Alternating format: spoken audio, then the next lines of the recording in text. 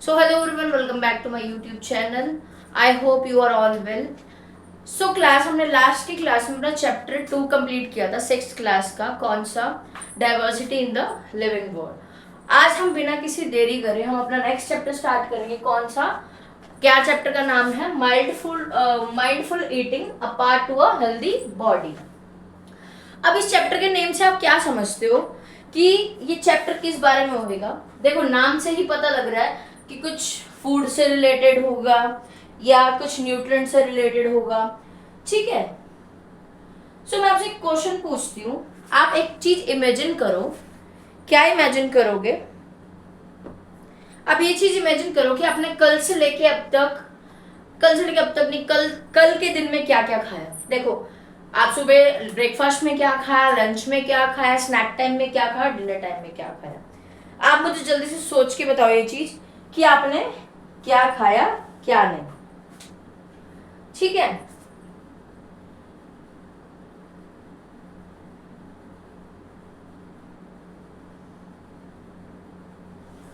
या इस क्वेश्चन को यहीं छोड़ते हैं।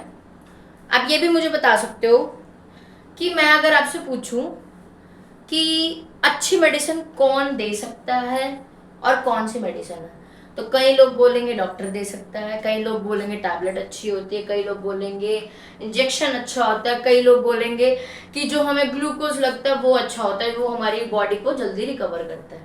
अब हर किसी पर्सन का अलग अलग थॉट है, अलग अलग वेराइटीज से वो बता रहा। जा दवाई रही है लेकिन उसने क्या करा, उसकी वेराइटीज बता दिया।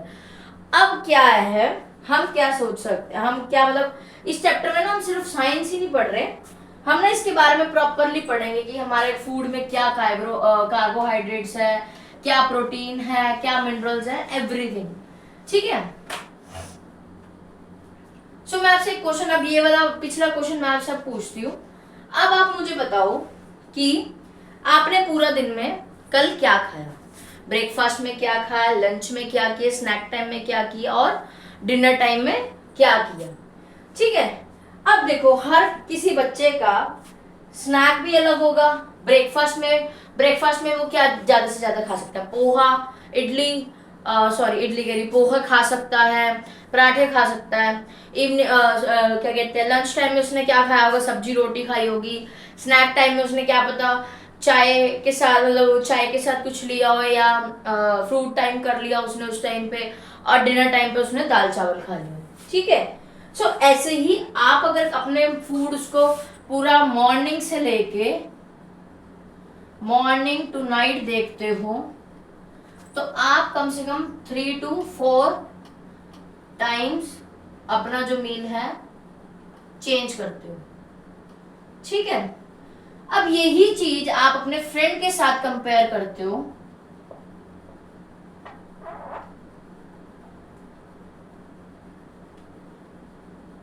तो क्या है, उसने नाश्ते में कुछ और खाया होगा, स्नैक टाइम में उसने कुछ और खाया होगा, और डिनर टाइम में उसने कुछ और खाया होगा। ठीक है। सो अगर आप किसी को कंपेयर करते हो अपने आप से, तो उसका भी जो आंसर है वो आपके साथ कभी कभी मैच हो सकता है, लेकिन मतलब ऑलमोस्ट हर टाइम नहीं मैच हो सकता। आप हर चीज में क्या कर सकते हो? कंपेयर कर सकते हो। ठीक है। सो इससे हमें क्या पता लगता है? इससे हमें एक लाइन पता लगती है, क्या? एवरी पर्सन eat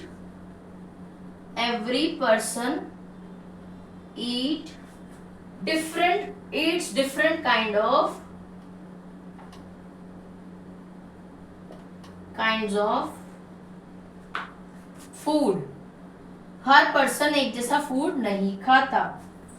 ठीक है। अब हम इससे एक लेवल और ऊपर चलते हैं। अब मैंने आपको बोला कि हर पर्सन एक जैसा फूड नहीं खाता, तो अब आप देखो कि इंडिया में कितने सारे तो रीजन्स हैं और कितनी सारी ही स्टेट्स हैं। तो हर स्टेट में अपना अपना एक स्टेपल फूड होता है। तो हर स्टेट में क्या है, अलग अलग अपनी फूड की क्या है, हर कोई अपना अपना फूड अलग तरीके से खाता है। अब हम इसको कैसे समझ सकते हैं, इसमें मैं आपको क्या मतलब लिख के बताती हूँ। जैसे ये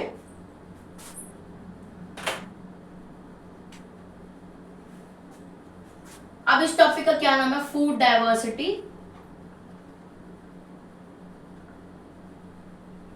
इन इंडिया। अब इस डाइवर्सिटी वर्ड से आपने लास्ट चैप्टर में भी कवर किया था कि डाइवर्सिटी होता है किसी चीज को अलग अलग चीज, मतलब कोई चीज की अलग अलग,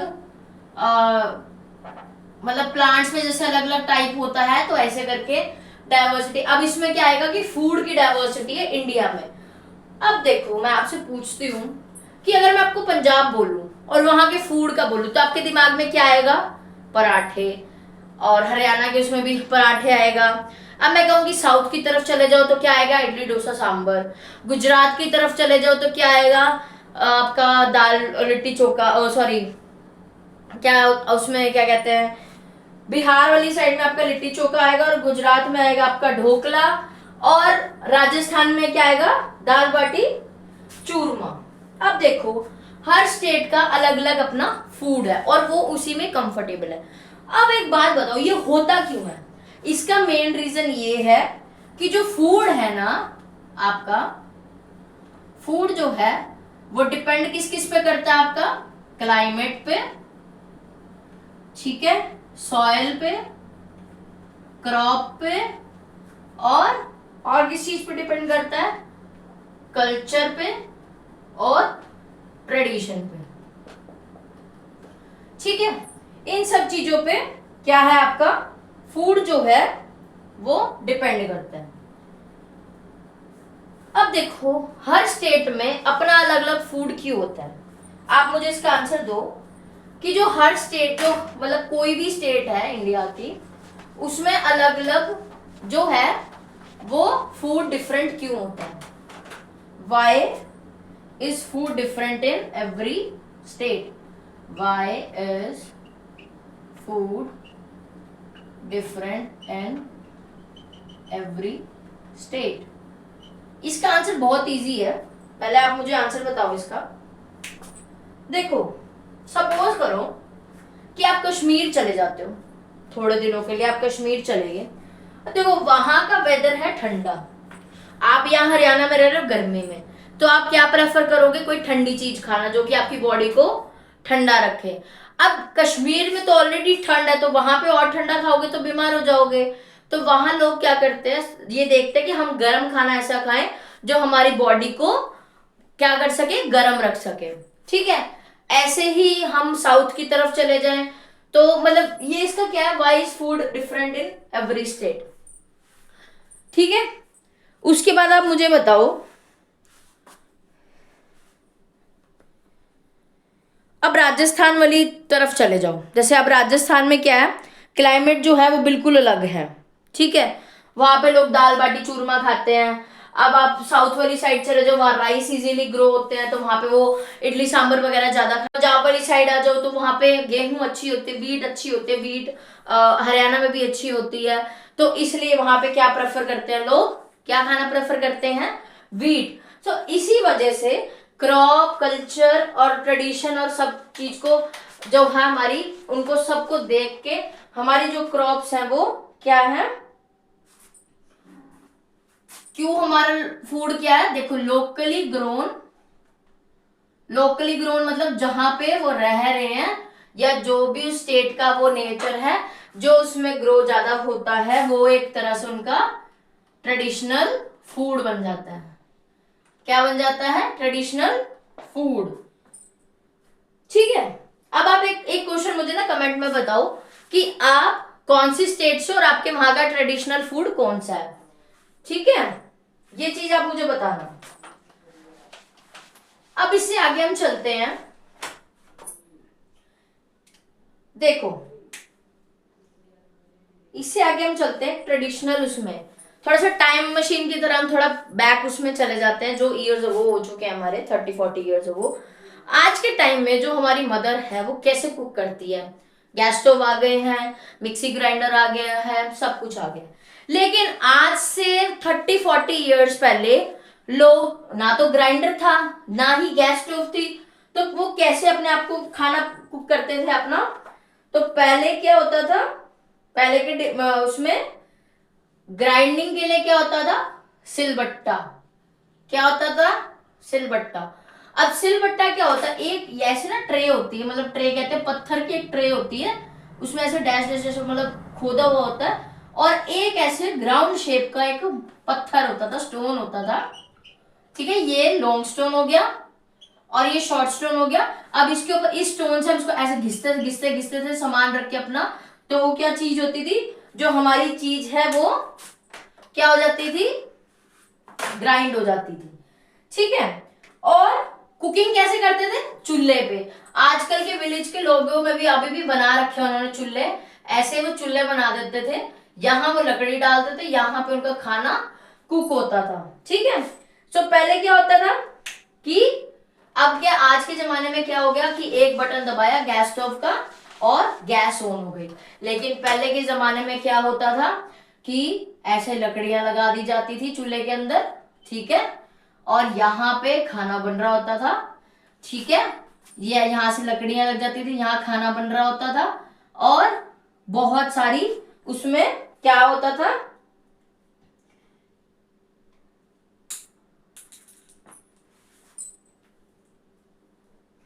बहुत सारा टाइम लगता था, ठीक है। सो अब क्या होगा, देखो मैं डिफरेंस आपको बताती हूँ। ओल्ड टाइम में क्या था, चूल्हा और सिलबट्टा। न्यू टाइम में क्या है, गैस स्टोव और मिक्सी ग्राइंडर, ठीक है। यहां तक समझ आया।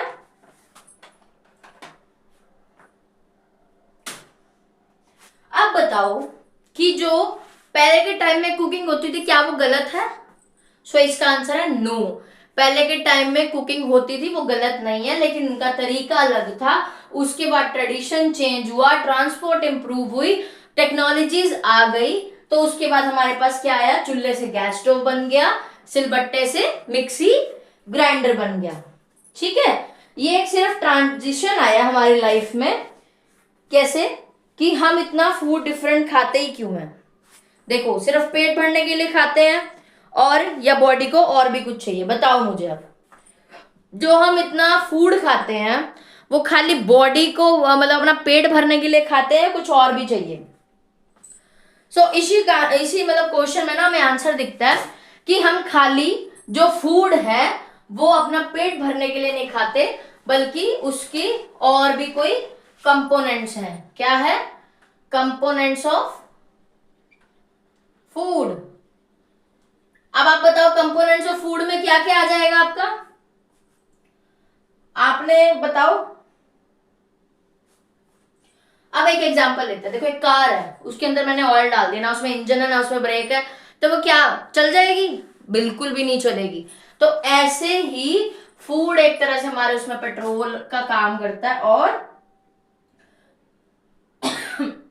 जो हमारी बॉडी में फूड हम खाते हैं उसका जो न्यूट्रिएंट है वो हर एक चीज हमारे लिए बहुत इंपॉर्टेंट होती है, ठीक है। हर एक न्यूट्रिएंट का अपना अपना काम होता है। जैसे जो हमारा फूड है उसके अंदर क्या है, डिफरेंट टाइप्स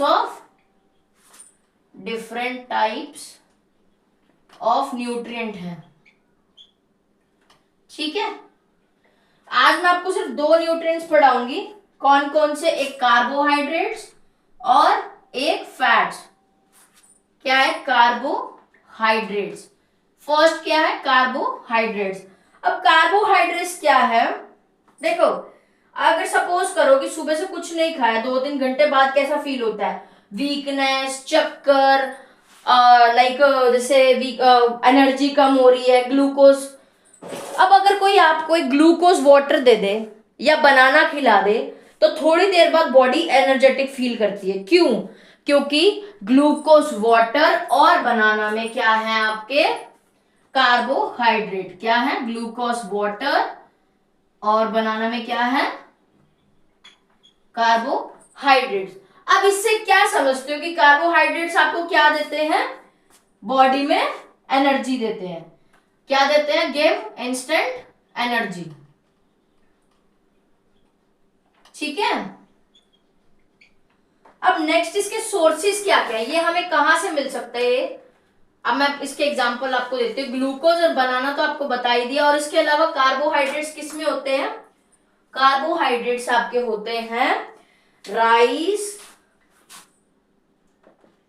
व्हीट, पोटैटो, मेज, बनाना एंड शुगर। कार्बोहाइड्रेट्स आपके किस में होते हैं, राइस, व्हीट, पोटैटो, मेज, बनाना, शुगर। अब एक रियल लाइफ एग्जांपल लेते हैं कि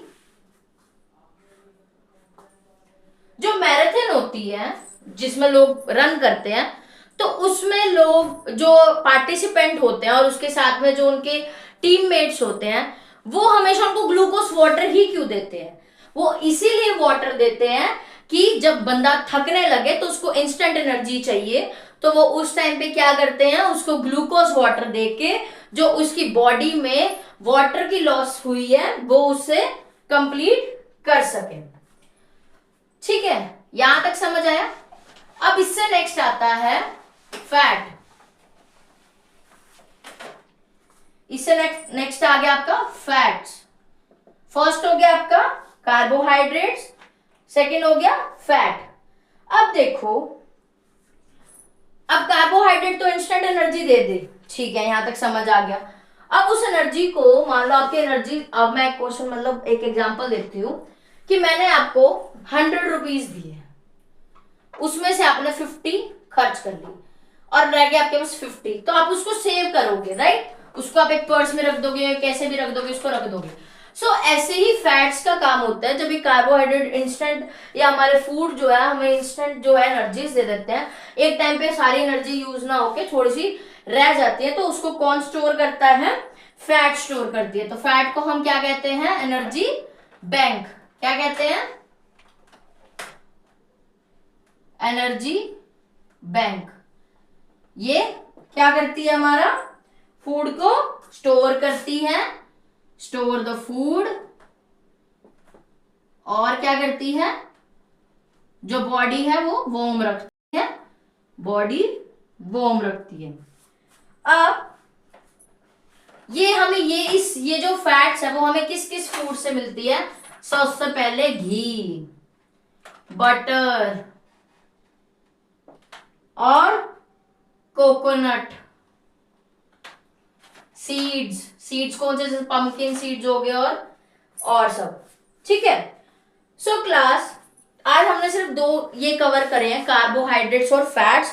सिंपल सी बात है, कार्बोहाइड्रेट्स क्या है, क्या देते हैं कार्बोहाइड्रेट्स हमें, कार्बोहाइड्रेट्स हमारे को इंस्टेंट एनर्जी देते हैं, और वो हमें किस किस से मिलती है, व्हीट, राइस, मेज, शुगर, ग्लूकोज और बस और भी चीजें हैं जो कि कार्बोहाइड्रेट्स को जो हमें इंस्टेंट एनर्जी देती है। उसके बाद हमने सीखा फैट्स। फैट क्या है, जो कार्बोहाइड्रेट से हमें इंस्टेंट एनर्जी मिली है उसको हमें कहीं स्टोर भी करना है, तो फैट वो काम करता है, कोई हम खाना खा रहे हैं और उसको डाइजेस्ट होने में टाइम लग रहा है या डाइजेस्ट हो चुका है और उसके बाद वो एनर्जी रिलीज जो करता है उसको स्टोर करने के लिए हमें फैट्स की नीड होती है, जो कि है क्या कहते हैं, एनर्जी बैंक।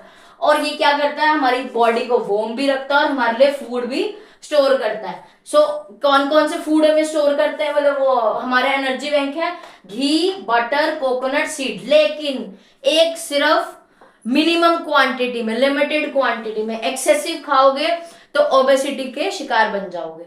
ठीक है, तो क्लास आपको यहां तक समझ आया, आई होप आपको आया होगा। अगर वीडियो अच्छी लगी हो तो लाइक, शेयर और कमेंट जरूर करना। कल हम और भी न्यूट्रिएंट्स के बारे में देखेंगे और उसके बाद हम फूड्स को एक्सप्लोर करेंगे कि कौन सी स्टेट में कौन सा अच्छे से फूड ट्रेडिशनली रह रहा है और क्या है क्या नहीं। ठीक है, till then have a nice day, have a great day, जय हिंद।